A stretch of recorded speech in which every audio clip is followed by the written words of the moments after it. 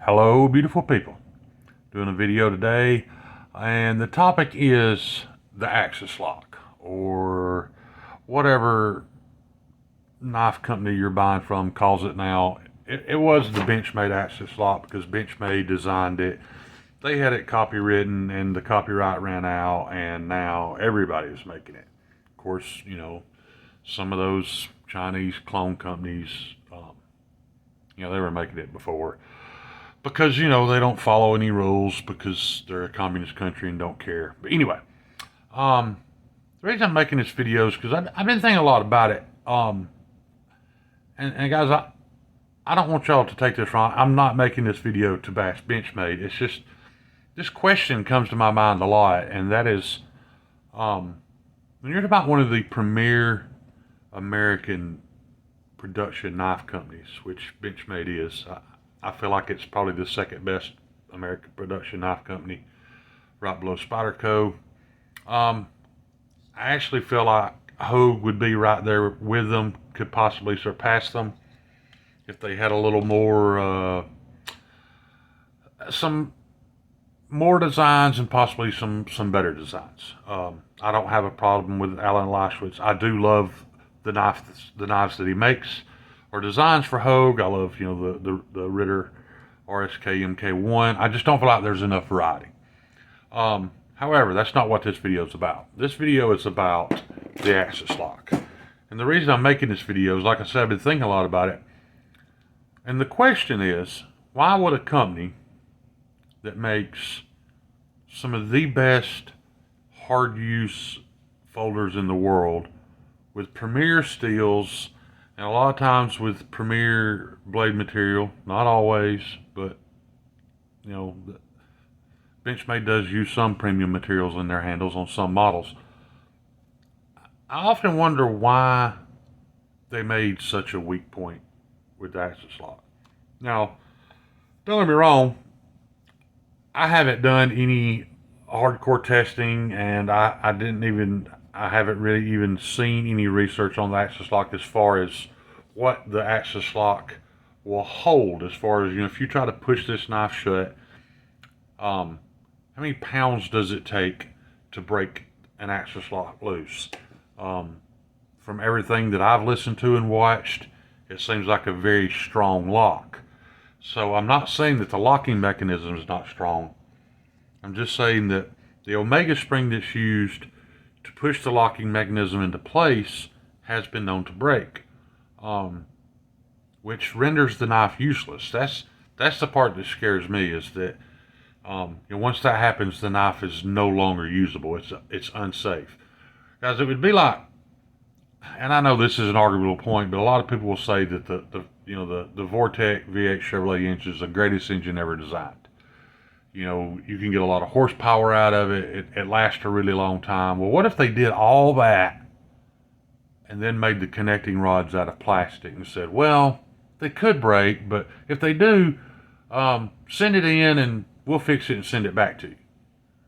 It just wouldn't make any sense to design something and build it that well and use premium materials, and then in such a important component to make it weak. It's confusing to me why they do that, and the reason I say that is because I know what you guys are already going to think. He's a Spyderco fanboy. Of course, he's going to say that. Looking at these knives, the average knife person would not know the difference between this lock and this one. They are a whole lot similar. However, this uses an Omega spring, where this uses a coil spring to push a ball up into a groove in the blade to lock it shut. I don't know which one's stronger as far as downward pressure on the blade. I'm sure that with enough impact, and by impact I mean something striking the spine at high speed, those locks can be overcame, because I've seen that. I've seen people spine whack a 940 hard enough, like batoning it through hardwood, till the Axis lock would let go. Not necessarily break, it would just disengage. That doesn't bother me. I don't even take that into consideration, because I'm not going to be spine whacking or batoning my folding knife anyway. If that happens, it is definitely the shit has hit the fan. Um, but back to the point. I question why you would build something this well or this well, because this is an excellent hard use knife, and yet put this tiny memory wire spring that has been known to break, that has a history of breaking and making the knife unusable. It seems like a company like Benchmade would have figured out a way to upgrade this by now. I mean, Spyderco kind of copied it, but did it better. If I was the company that designed this, and then Spyderco did it after me and made it better, I'd be a little ashamed. I would probably look into doing this instead of this. And I don't understand why they have it. It does make sense, though, because like I said, so many people have copied that, you know, whether it be Hogue or, you know, all those knives coming out of the same plant in China that all have different names that people like to say one's better than the other one. They're all the same shit. But lots of people have copied it. Lots of people have come up with their own variation of it. But it's the same thing. It's an Omega spring that pushes your lock into the blade. The main reason I want to make this video is, guys, y'all know that your opinion is always welcome in my comment section. The only thing I delete out of my comment section are mostly porn sites and people, you know, trying to sell you something. Keep it civil, but I would really like to hear your opinion on that, because I'm having a hard time grasping why, even myself, why we are still settling for a very well made knife that is still using a known to break component. And then we praise them for having a great warranty. Oh, but they'll replace it for free. Well, it's not free because, I mean, first of all, it's going to cost you $9 to mail it to them. You're going to be without your knife. So if you're a guy that has to have a knife every day, that means now you have to have two, which is not a problem for most of us. Most of us have 30, 40, 200, 300, whatever. But it's not being replaced for free, because, like I said, it costs you shipping and it costs you some hassle, and you're without your knife for a while. You know, I recently made a video about warranties, and guys, I did a horrible job in really expressing what I was trying to get across. I wasn't saying that warranties aren't necessary.